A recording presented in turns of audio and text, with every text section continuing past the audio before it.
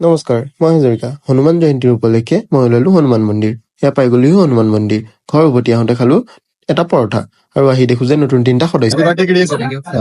আপোনালোকক কোৱাই নাছিলো নহয়, আজি আমাৰ গিৰিছৰ বাৰ্থডে। সি হেনো বোলে আজি 20 বছৰত ভৰি দিছে। সেইটো কাৰণে মই স্মৃতি হিচাপে ভিডিঅ'টো থৈ দিলো।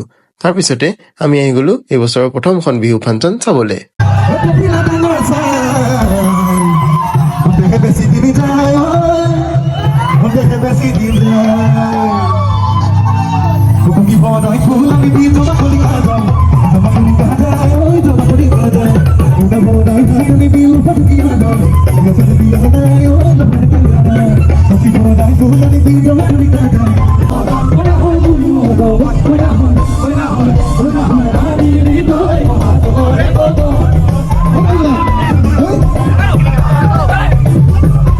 সকলোকে বাই বাই দি আজিৰ ভিডিঅ'টো ইয়াতে সামৰিলো।